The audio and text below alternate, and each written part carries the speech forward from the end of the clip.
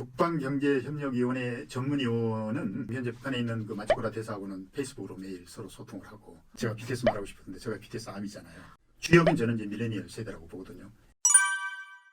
러시아를 비롯한 유라시아에 대한 궁금증을 해소시켜주고 다양한 이야기를 들려주는 유라시아 시조새 인터뷰 시터비입니다. 안녕하세요. 저는 유라시아에 대해 알리고 유라시아에 대한 여러분들의 인식을 제고하고 싶은 사회자 유라시아 네일의 백혜민입니다. 이전 영상에서 말씀드린 바와 같이 유라시아 네일은 뉴 유라시안 영 리더스를 의미합니다. 오늘 저희 유라시아 네일 세 번째 인터뷰에는 주 러시아 대사관 공사, 그리고 러시아 상트페테르부르크 초대 한인회 회장, 러시아 상트페테르부르크 대학교 교수, 대통령 직속 북방경제협력위원회 전문위원, 서강대학교 견임교수 및 현대정치연구소 책임연구위원, 그리고 현재는 유라시아 21회 부이사장, 더불어민주당 외교안보통일자문위원회 위원, 동북아 공동체문화재단 상임 대표로 재직 중이신 박종수 공사님을 모셨습니다. 박종수 공사님 이력을 보니까 정말 대단하신데요. 혹시 시청자분들을 위해서 짧게 자기소개와 인사 부탁드려도 될까요? 예, 안녕하십니까. 저는 못된 국회의원 박종수입니다. 당선 못된. 제가 2009년에 모스크바 대사관에서 명예퇴직을 하고, 그리고 2012년 19대부터 21대까지 3번 출마를 했는데 당선이 못됐습니다. 지금 현재로는 이제 여러 가지 그 활동을 많이 하고 있습니다. 그동안에 정치 일선과 학계와 그리고 NGO 단체를 두루 섭렵하면서 저의 이제 그 항상 머릿속에 남아 있는 거는 북방을 향한 제 나름대로의 그 비전. 그 비전은 아마 제가 세상을 뜨는 그 순간까지도 계속 될 걸로 봅니다. 박종수 공사님 이력이 굉장히 어마어마하십니다. 대통령 직속 북방경제협력위원회 전문위원을 하셨을 정도로 이렇게 이력이 어마어마하신데 러시아에 관련해서 종지부를 찍었다고 할 정도로 과언이 아닌 것 같습니다. 이렇게 러시아와 관련해서 지속적으로 관련된 일을 하게 된 계기가 있으실까요? 그 북방경제협력위원회를 설치하는데 제가 사실은 바람잡이 역할을 했습니다. 왜 그러냐면 이제 문재인 정부가 들어서고 아시다시피 이 촛불 전국이었잖아요. 그래서 장미 대선이라고 해서 원래 대선 일정보다도 한 6개월 앞당겨서 시작이 됐는데, 그러다 보니까 각 후보들마다 대정책이나 이런 게 제대로 준비가 안 됐어요. 그때 제가 젊은 우리 그 유라시아 학자들하고 책을 하나 만들었던 게 바로 북방에서 길을 찾다. 근데 그게 바로 문재인 정부의 신북방 정책의 텍스트가 됐습니다. 그리고 그 텍스트 안에 제가 이 신북방 정책을 제대로 추진을 하기 위해서는 전당 기구가 필요하다. 그게 가칭 북방경제위원회다 했는데 그대로 다 된 거죠. 제가 전문위원 되는 것보다도 그 설치하는 데 삼파역을 했다는 그게 저한테는 훨씬 더 뿌듯하죠. 정말 대단한 역할을 하셨습니다. 제가 이번 인터뷰를 위해서 공사님이 작성하신 책 21세기 북한과 러시아의 책도 읽어보았고, 작년 9월에 공사님께서 매스컴과 인터뷰하신 내용을 찾아보았는데 러시아에 대한 많은 정보 중에 특히 북한과 러시아 관계에 관해서 많은 연구를 하셨더라고요. 혹시 북한과 러시아 간의 관계에 대해서 간략하게 말씀해 주실 수 있나요? 저는 지금도 매일 아침에 일어나면 맨 먼저 검색하는 게 얀덱스로 해서 북한. 찐이시네. 얀덱스로. 예, 그래서 지금 현재 북한에 있는 그 마츠코라 대사하고는 페이스북으로 매일 서로 소통을 하고, 그리고 북한의 뉴스를 가장 많이 접하고, 또 매일 아침 일어나자마자 검색어를 넣으면 의외로 우리 국내에 보도 안 된 내용들이 많이 나와요. 우리는 북한과 러시아 관계, 이 관계는 학문 분야에서 얘기하면 블루오션이고, 또 우리 그 정책을 결정하고 추진하는 입장에서 본다면 그 변수가 가장 중요한데도 그 변수를 무시하고 정책을 위반하는 그런 그 아쉬움이 있죠. 그래서 그 부분에 대해서 제가 더 집중적으로 연구를 하고 있습니다. 혹시 북한 뉴스는 어디에서 찾아볼 수 있나요? 북한 뉴스는 우선 이제 우리 국내에 나오는 그 뉴스도 있지만 저는 오히려 가장 그 쉽게 접할 수 있는 게 러시아 포털 사이트예요. 과거하고는 틀려서 러시아도 아주 자유스럽게 지금 SNS상에 그 각종 정보가 돌고 있고 특히 북한에 관련된 내용들이 어떤 매스컴을 통해서도 얻을 수 없는 것들이 많이 나와요. 그래서 저는 주로 러시아를 통해서 지금 현재 많이 북한을 연구하고 있는 중입니다. 사실 한반도에 사는 저희는 북한 문제는 뗄래야 뗄 수 없는 문제지 않습니까? 예. 꼭 해결해야 하는 상황입니다. 그리고 공사님께서 말씀하신 바와 같이 북한의 비핵화 문제, 나아가서 복잡한 남북 관계의 발전을 시키기 위해서는 러시아가 많은 역할을 할 수 있을 것 같아요. 이에 대해서는 어떻게 생각하십니까? 실은 제가 1981년에 이제 복학을 하고 나서 81년이요? 81년이죠. 태어나기 아직 태어나기 전이니까요. 네. 그 한반도의 통일의 중추적인 역할을 할 나라가 미국과 이제 소련, 당시 대소련이죠. 그렇죠. 그래서 그때부터 이제 10년을 계획을 잡고 준비를 했어요. 소련 정치학을 하겠다고 하면서 이제 우선 어학이 필요해서 어학부터 시작을 했는데 정확히 10년 만에 한소 수교가 됐죠. 그때 제가 시작한 그 배경은 우리 한반도의 지분의 반을 차지하고 있는 러시아, 당시 소련이죠. 러시아를 우리가 잡지 않으면 잡는다는 의미는 두 가지가 있어요. 같이 연대하거나 아니면 때려잡거나.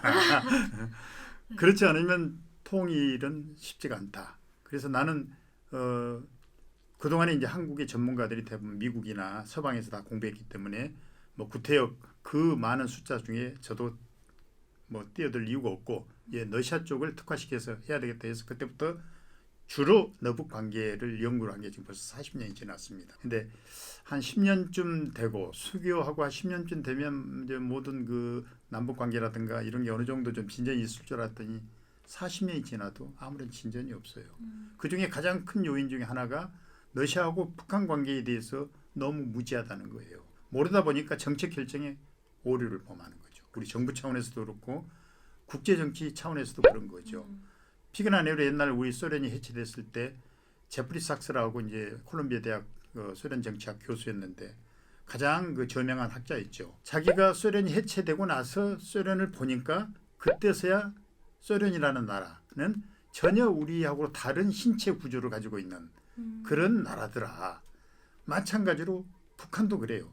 하물며 소련이 그럴 정도인데 북한은 더 고립되어 있는 나라거든요. 우선 사회주의 국가인 러시아하고 중국에 쌓여 있고 그쵸. 그리고 또 반도의 최북단 이게 서방하고 교류할 수 있는 그 기회가 거의 없는 거죠.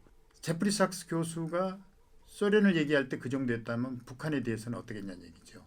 그 정도 우리는 북한에 대해서 아는 것 같으면서도 모르고 있는 거죠. 예, 그런 차원에서 우리가 북한 그중에 러시아하고 관계를 우리가 제대로 공부하지 않고서는 앞으로도 쉽지 않을 거라는 거죠. 네, 이렇게 공사님께서 말씀하신 내용을 들어보니까 정말 러시아와의 관계가 발전이 되어야 된다고 생각이 듭니다. 그런데 사실 저희와 같은 일반인으로서는 외교관이 아니기 때문에 이러한 일들이 멀기만 느껴지는데요.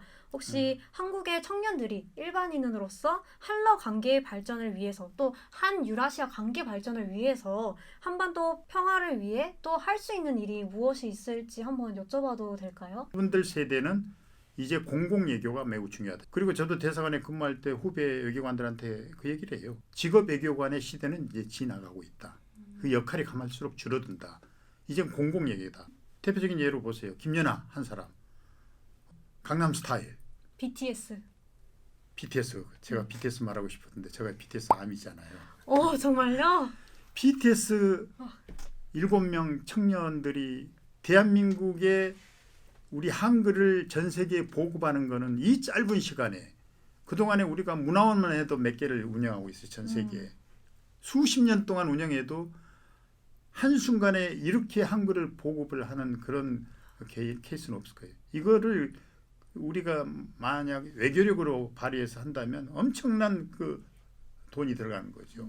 BTS 7명이 한글을 가장 많이 보급한 세종대왕 창제 이후에 저는 BTS만큼 이렇게 많은 성과를 낸 전례가 없다고 봐요. 그러다 보면 이게 바로 공공외교고 직업 외교관이 이제 갈수록 그 역할이 줄어들 수밖에 없는 거죠. 그래서 저는 반성해야 된다고 그랬어요. 국민 세금 보통 외교관 한 명 1년 그 예산이 뭐 1억 이상이 들어가는데 이 공공외교 특히 BTS 같은 그런 청소년들의 그 역할이 매우 중요하다는 걸 제가 누누이 지금 강조하고 있고 그래서 저도 소위 이제 자칭 아미라고 하고 제가 앞으로 개설할 유튜브도 통일아미라 해서 이젠 통일 문제를 우리 남북한 문제가 아니라 전 세계에 있는 아미를 통해서 같이 연대해서 통일을 이루어야 되겠다는 생각으로 통일아미라고 이름을 지금 붙여놨습니다.